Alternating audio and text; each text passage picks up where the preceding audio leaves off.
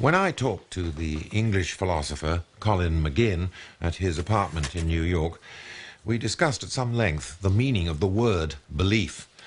And much of that discussion is in the Atheism series. But to begin with, I just wanted to get from Colin a sense of what it felt like to be a skeptical English philosopher in a country as seemingly religious as the United States. Sometimes Americans will say, so you don't believe in God? And I say, that's right, I don't believe in God. And they say, so do you believe in anything? Oh, yes.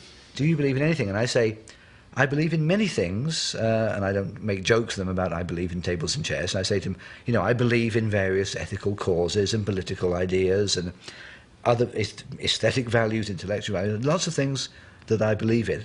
And they say, that's all you believe in? I said, that's all I believe in. Don't you believe in something God-like? You don't believe in the traditional God. Don't you believe there's something there? And I say, no, there's nothing there. And it's very difficult to get across to people who are religious, when you're an atheist, you mean you don't believe in anything like that whatsoever. It's not that you think nature is God, or it doesn't have personal qualities, or something like that. You don't believe in anything of that type. Nothing supernatural, nothing miraculous, nothing superstitious, no ghosts, no telepathy, you know, nothing of that kind. That's what it's to do with. It's not that I'm picking on God, you know, somehow, or picking on the Christian God and not believing in him. It's just nothing of that type. And that's well, don't you then get the answer which I get from people who are not necessarily religious? I mean, they don't belong to either or any of the three monotheistic religions. They will say, not just simply, there must be something, to which I would give the same reply as you, but where do you get your spirituality? Yeah, it sounds as if otherwise there's a shortage of some sort, but I've never been able to get from them whether it's like some vitamin deficiency. Exactly. What do they mean by that? I mean, spiritual. Can an atheist be spiritual? I guess it's a matter of definition, really. I mean, it certainly can't be if it connotes anything supernatural, but you know, aesthetic and ethical values can approximate to what people call the spirit. You know, your most deeply held beliefs about human behaviour might be counted as spiritual, I don't know. Your feelings about nature, I suppose, might be. I mean, I wouldn't use the word. It doesn't seem to me to be a good word to use, a risky word to use, but it doesn't mean you don't have, you know, any deep views about things, you know, or deep convictions about things. Well, but that's often where people I feel always say the clergyman crouching in the laurel bushes leaps out and says, your deep feelings are, in fact, unacknowledged acknowledgements of the God you deny. Yeah, well, one of my deep feelings is that there is no God, and it's a bad idea to believe in God, and it's been very harmful. So if that reflects my belief in God, well, that's a strange situation. That's one of my deepest convictions, is there is no God. Now, I happen to share Colin's conviction that there is no God. And in my case, I never believed it. So I wondered if there had ever been a time in Colin's earlier life when he did believe in God. Well, with me, it was actually quite precisely delineated. It was, I can't remember the exact dates now, you know, the exact times, but I think I was about 17 or 18 when the idea of believing in God, and it was Christianity that I was exposed to, became real to me. And it went on for about a year, I would say. Not much more than that. If you'd said to me when I was 10, do you believe in God? I probably would have said yes, I don't know. But it didn't mean anything. It was just sort of, you know, everybody does, don't they? I mean, like the cows, you know, everybody believes in them, right? So it went, but then I actually started studying the Bible because I was studying Divinity A-level. So I started studying it, but we had a very charismatic teacher, an admirable man, Mr. Marsh, who I wrote about in my autobiography, who was very enthusiastic, and he was teaching us the Bible, and I was having to learn the Bible, studying it closely, you know, it's like Old Testament, New Testament. So I know much more about the New Testament than most Christians right now, and even now, 25 years later, I know more about it than most religious people. So I actually know it pretty well. It's what got me interested in philosophy. So at the same time I was getting interested in philosophy, it was through thinking about religion, studying the Bible. And I think there were two factors, a confluence of two factors here. One was the interest in metaphysical questions, basic questions about the universe. How, you know, what's it all about? What does it all mean? That kind of question. And on the other hand, there was an ethical component to it, because you find in the New Testament, obviously, a very strong emphasis on ethical aspects of life. I was an idealistic teenager, you know, and it was in the 60s, so that had a profound impact on me, the ethical side. And I was not brought up in a house where ethical ideas were particularly discussed, or, you know, and it still has a profound impact on me, the ethical side of it. So those two things, I think, made me think there was more to life than the mundane realities that I'd been used to, living up there in Blackpool, you know, with the amusement arcades and the pubs and fish and chip shops, you know, and the freezing cold. And there was this idea of philosophical thought, metaphysical ideas, and then these high ethical ideals. A good combination, right? A good combination. So I got interested in it, and so for a period I was influenced by that. And I went to university studying psychology. And since I stopped studying the Bible, I wasn't seeing Mr. Marsh anymore for our divinity lessons. I kept it up a bit, and then occasionally would talk to people about religion, and it just sort of disappeared. And I remember going out, I remember sort of trying hard to keep up with it, going to some sort of religious meeting, and I just was sitting and listening to it. I thought, this is a load of rubbish. I just don't think this is true anymore. And then I was reading Bertrand Russell, Why I'm Not a Christian, and in a few matters, I don't remember the details, but in a pretty short time I just decided it was all wrong. But I also decided you could keep the ethical side and the philosophical side and jettison the rest. So Russell represented to me an alternative to religious idealism. It was a more, you know, it was a secular idealism. So I realized you could have some of the aspects of religion which appealed to me, you could have without religion. And the bits that didn't appeal to me, like, you know, the virgin birth, miracles, strange ideas about how the universe came around, the sort of bits it's very hard to believe, you could just cut those bits off and you could keep the good bits. So you get rid of the theological baggage of religion, and then you keep the sides of it that you like. And that's what I have done ever since. Basically the same thing. Was there any crisis in, as it were, unhitching the metaphysical and divine from the ethical to which you continue to subscribe? Not in my case, which is, I think it differs from other people's case. In Russell's own description of his fall from theism, he describes it as a deeply painful, traumatic, irrecoverable episode. He spent his whole life somehow dealing with it. Not with me. It was relatively easy. It just happened quite naturally. As I say in my autobiography, it's like shedding the skin when, you know, the skin comes off and you have a new skin and it seems fine. Was there a sense of relief as you shed the skin? No, I wouldn't say there was relief. I think there was disappointment. Ah. I would have liked religion to be true. I'd like it to be true. Because I'd like there to be immortality. I'd like there to be rewards for those who've been virtuous and punishments for those who've not been virtuous, especially the punishments would be good. You know, there's no justice in this world, and it would be good if there was some cosmic force that distributed justice in the proper way that it should be. And it still is, to me, a constant source of irritation and pain that wicked people prosper and virtuous people don't. So there was a bit of disappointment about those aspects of it. But there was some exhilaration too. I mean, Russell has a description which I think is kind of appropriate of a feeling of a godless universe is a kind of exhilarating universe. There's something hygienic about it. There's something bracing about it. Whereas the idea that there's this sort of suffocating presence gazing at your every movement and thought, you know, and gauging everything you do, and it's a bit oppressive to think that way. Well, okay. Now here you are, the philosopher that you thought you might become. Yeah. You have now very fully become. Now, in your role as a philosopher, I'd love you to develop the arguments which were previously simply intuitional skin shedding. Yeah. Now be more systematic and surgical about it, and say why, in fact, the notion of a God is incredible. The one set of arguments is the sort of no evidence arguments.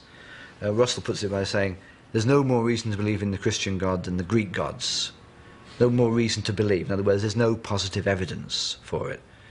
I mean, there's no theory that you need to postulate God in to explain some natural phenomenon which can't be explained by some other theory. People sometimes will say, well, miracles were performed. There's never any good evidence that miracles were performed. The judgment that they were is usually based on a prior opinion that God exists rather than being an independent source for believing that God exists. So So there's no evidence in terms of what anybody's ever observed. There's no fact about the world that can't be explained without postulating God. So there's no reason to believe in God, any more than there's any reason to believe in Zeus or any of the Greek gods. So that's on the side of whether there's any reason to believe it. There's the question now, are there reasons to disbelieve it? Are there any positive arguments against it? There are also some arguments for, like the ontological argument. When we talk about the ontological argument. Well, tell us what that argument is. The ontological argument. This is a very nice argument. Anselm of Canterbury thought of it. I think it must be in the 15th century. He argued that the definition of God entails that God exists. Now, this would be a fantastic result, right, if that.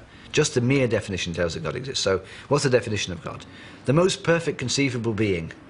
Or let's say the most powerful conceivable being is an equally good way of putting it. And then Anselm argues as follows. Well, suppose this most powerful or most perfect being did not exist, right? Then he would lack the attribute of existence. But the attribute of existence is one of the perfections, or one of the things which makes a being powerful.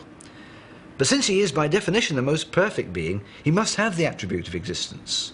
Therefore, God exists. Right, so let's go over the argument again. Yeah. Get the definition of God. How is God to be defined? Let's compare this with the unicorn. Well, how is a unicorn to be defined? A unicorn is a horse with a horn growing out of the middle of its head. There's nothing in that definition to imply that unicorns exist, and unicorns don't exist. But let's define God, right? An all-powerful, all-good, all-knowing being, right? These are some of his characteristics. And everybody will agree that's the definition of God. So now one of the definitions is he's the most perfect being. One of his attributes is utmost perfection, unimprovable perfection. Okay, that's the definition of God. Now Anselm argues, but if God didn't exist, wouldn't he be less perfect than a being just like him in all those attributes, except that that being existed?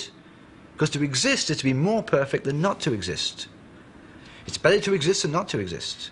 God is as good as you can be, as superior as you can be, so he must exist. So we know by definition that God exists. It's a brilliant argument, right? But it's wholly unconvincing to everybody who hears it. They think there's something going wrong with that, you know. That's a very strange argument. All right, tell us what's wrong with it. Well, the difficulty is nobody's ever managed to pinpoint exactly what's wrong with it. I'll tell you what I think is wrong with it, though the issue is not by no means clear. I think what's very funny in the bit that science strikes you as sophistical is the bit that says, God's the most perfect, existence is one of the perfections. It sounds superficially plausible, but what does it really mean, right? It's one of the perfections. I like to compare this to somebody who said, let's take the most tasty meal conceivable. The most tasty meal conceivable. Does that mean anything to say that? This is the most tasty meal I've ever had, but it's not well defined, the most tasty meal conceivable, or, you know, the best football game conceivable. Not that I've ever seen. What does it mean? I mean, it's not a very clearly meaningful idea. So if we say we're defining God as the most perfect being, and we don't really lay down very clearly what we mean by perfect, then what does it really mean, the most perfect being? You know, he doesn't have the most perfect colours, because he's not coloured at all. You know, what does it? It's not clear what it means. So we can't always think that phrases like the most perfect conceivable F are always meaningful. Sometimes they are meaningful. The most perfect conceivable triangle. It means one whose angles are precisely 180 degrees. But the most perfect conceivable moral being, what does that mean? It's not clear that it's so well defined. So that's what I think is wrong with it. But it's like many a philosophical argument. Just because you can't refute it, it doesn't mean you should take it all that seriously, especially if, you know, form your common sense beliefs on the basis of it. All right, so much for the ontological. Yes, right, that's the ontological argument. Now, how about the other ones? Well, here's one I like. People think, I think psychologically this is quite important to people. That's why this argument is probably more important psychologically. People think, without God, life is meaningless. Where is meaning? Right? It's just an empty charade of, you know, pointless and purposeless, valueless, going from one thing to the next. Well, the first reply to make to that is you don't necessarily need to seek the meaning of life outside of life. Here's the premise, the assumption of that argument. Without there being a being outside of human life would have no meaning. So the meaning of human life must be conferred by another being. Here's my question. What gives the meaning to that being's life? right? How does his life, God's life, derive meaning? Well, here's a dilemma, right? Either God's life has meaning intrinsically just by his existence, or not, right? Well, if it does, then it's possible to have a meaningful life intrinsically. So why can't our lives have intrinsic meaning? They don't need to have their meaning conferred by another being. But the religious might want to argue, without even reverting to the ontological proof for the existence of God, that the observable fact that we do have values and meanings is in fact evidence of the fact that something has given the meanings, in the same way that the argument from design says something has given the thing design. Yeah. Well, I think there are 2 points there. One point is that the existence of values itself is an argument for the existence of God, like an evidence argument.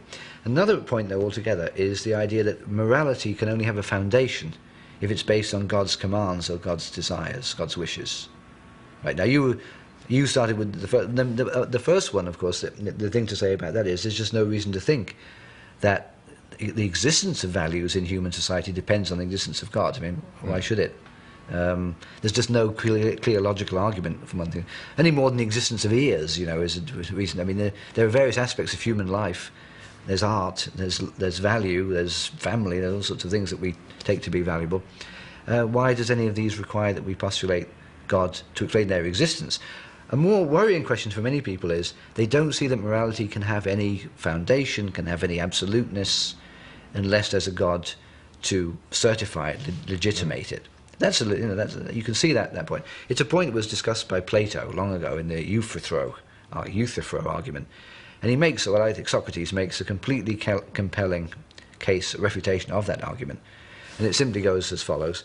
The argument, you see, goes like this. Suppose you take as a moral principle, it's wrong to steal.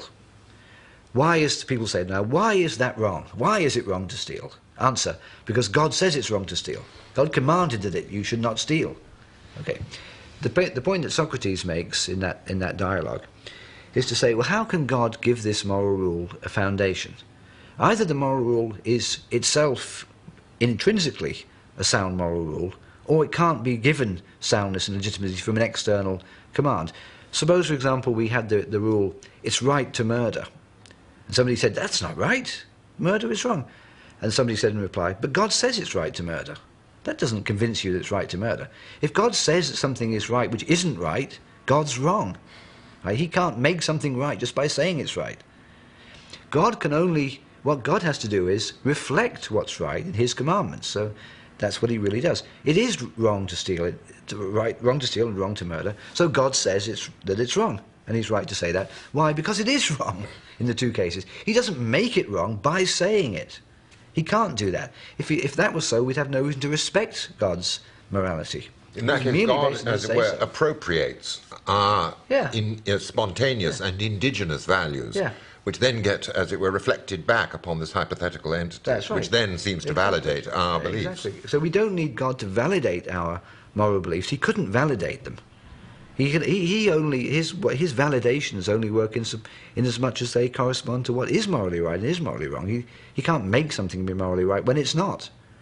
Another way to put it is, it can't be a matter of God's free decision or whim what's right and wrong. People can see that morality is what it is. They know what they ought to do. But human beings are weak. We're weak. We have weakness of the will. We don't always do what we know very well we ought to do. And that is, in most people, produces the phenomenon of guilt. Guilt is a powerful negative force in people's minds. People hate guilt. Right? Guilt is a bad feeling. So you need something to prevent guilt. To prevent guilt, you need something to make you do what you know is right. But since human beings are weak, they don't always do what they know is right. But God gives you an extra motive to do what's right, beyond morality itself. Morality gives you a motive, but it's a motive which is rather fragile, rather, momentary, intermittent, and easily broken. But if you've got the idea of God there, it can sort of give it some more oomph, gives it more power. And then you can do what you know is right more easily, more regularly, and that's, perfectly sensible. That's why, it's reasonable, it's not unreasonable anyway for an atheist to think that maybe we need God, or people need God, because without God they can't do what they know is right. You know, and I don't believe that myself. I think people are not as morally depraved as the religious tradition says. I think most people will do what's right in normal conditions. They won't always, of course, but normally they will. They don't need God. And I think people who sometimes have lived with God as their moral support, their moral whatever it is that they're getting from it, when they cease to believe in God, they feel that it was not as difficult to be moral afterwards as they suspected it might be. And in fact, it was better, because there's a corrupting part to that conception of God, which is the idea that you're doing something good because God will reward you and think well of you. And that's a corrupting idea. It's much better to do what's good because it's good, and only because it's good. And that's your only reason for doing it. But the idea you're going to get the warm, fuzzy feeling, oh, God's really pleased with me today, you know, I did this, that's not what morality ought to be about. Having discussed the various arguments that have been offered in favour of the existence of God, I asked Colin to summarise some of the best reasons for not believing. Well, the classic argument against is the problem of evil. This is, I mean, even religious people find this one very uncomfortable. So the argument is simply God is meant to be a being who is all-knowing, all-powerful, and all-good. So how come there is suffering and pain in the world? Right? Why does God allow it? God, obviously, if he's all-good, thinks it's bad that this should occur, would rather it didn't occur, right? Like any decent person would rather it didn't occur, and yet he lets it occur. Now, that would be okay if he didn't have the power to change it, but he's meant to be all-powerful. I mean, we're told by religious people he intervenes all the time in various ways. So why doesn't he intervene to prevent the death of a child, you know, or the torture of a prisoner? He doesn't do it. So you don't want to conclude from that, well, God is actually quite bad, quite a bad person. That's a conceivable conclusion you might draw. But what you conclude from it is the combination of these two characteristics is inconsistent. He's all good and he's all powerful. You need all-knowing too, of course, because he has to know it's going on. But it's essentially the conflict between being all good and all powerful and the existence of evil. And the standard reply to that, the apologists of religion will give the reply, God created human beings with free will.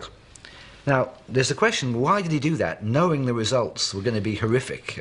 That was a pretty wicked thing to do, to start with. But let's put that one aside. But the problem with that argument is not all of the suffering in the world comes from the exercise of human will. Much of it comes from human natural catastrophes or disease, accidents, and all sorts of things can cause tremendous suffering in humans. Somebody's born with a genetic disease. No human being had any role whatsoever in creating that. That comes from nature, God's creation, of course, we're told. So God created a world in which it was inevitable there'd be tremendous suffering on the part of completely innocent human beings. But there might be religious arguments to the effect that he created this obstacle course for his created creatures endowed with free will in order to bring out the best in them. And I always find this one, to me, it brings out to me the sort of hard-hearted, immoral side of this way of thinking about things. Because just think about what's being said when somebody says that. You've got the innocent child with some terrible disease, and God's up there saying to himself, I really need to test some people here. They need to put the obstacle course needs to be put there. Let me pick on this little 2-year-old girl, put her through this terrible ordeal, and I'll test the other people. I mean, if any human being said to you that's what they'd done, suppose I decided, in my wisdom, I need to test some people here. I need to improve their moral characters. So I'm going to do this terrible thing to their child, you know. You'd think I was the wickedest person in the world to do that. Well, why isn't God? If that's what God does, I have no respect for him. I think that's a wicked thing to do. God shouldn't do that. If God cares about human beings, he should not allow that to happen. Having discussed the arguments both for and against religion, we turned to speculation as to the reason why so many people still had a need to believe. I don't think anybody has any very good ideas about why this is, especially why they believe in it to the extent that they do. What I would speculate about it is, I think it's less to do with the idea of death and survival of death and rewards in heaven and punishment in hell. I think it's a sort of cosmic loneliness. I think that's what's behind it. It's hard for people to accept that we are alone and that nobody cares outside of us. I think there's a kind of constitutive reason for that, which is human consciousness is essentially sealed off from other consciousnesses. Mine is sealed off from you. We only know each other indirectly through the symptoms of the body. And yet we yearn to be in contact with other people. Love is a lot to do with that. So we have this feeling that we are, as conscious embodied beings, somehow or other lonely in our essence, cut off in our essence. And that's a feeling which we struggle against. And you can see it in literature and so on, dealing with this theme. Frankenstein actually deals with it a lot. So we feel this sort of metaphysical, existential aloneness in the universe, and God is a wonderful antidote to that, because in the case of God, God, we feel, directly comes into our minds, and we're directly in contact with God. So God doesn't know us through our bodies. God knows us intimately in our minds, and that satisfies a deep craving, I think, in the human soul, right, for communion with something outside the self. I'd just like to finish with one thing. Here you are, like myself, reluctant to use the word atheist to describe what we are. It's an accusation rather than, as it were, a conviction. In a country which, in fact, has become more intensely religious, do you find it difficult to uphold such ideas in the America of the 21st century? Let me say something about the first point, the label one has. Yeah, to be called an atheist, it's a negative view, and it suggests that one is a sort of professional atheist. You know, you spend your life arguing against God, which Ray Russell did. And I think that's a sort of an undignified and rather pointless procedure. Once you've decided there isn't a God, there's not much point in inveighing against it, unless you think huge harm is being done by the belief in God. But nobody spends their time trying to prove to others that the Greek gods don't exist. You just decide that they don't, and that's the end of the story for you. So I like to distinguih atheism from anti-theism. Anti-theism is opposition to theism. I am an anti-theist because I believe that religion is harmful in human life. So I am an anti-theist. I'm not just an atheist who's something, my only values are that I don't agree with it. I'm actively opposed to it. But then I distinguish that from what I call post-theism or post-atheism, which is the healthy state of mind where you've put all that behind you. Now, we can't do that yet because there's lots of religion in the world and lots of bad results of it. But to me, the ideal society would be one in which the question of religion didn't really arise for people, or if it did, it wasn't a heavy question for them. They would say to each other, those humans used to believe back there in 2003, some of them believed there was this God and he did this, others didn't, and they did TV programs about why they didn't. What a funny debate that was, So it would be a post-theist society where it wasn't an issue.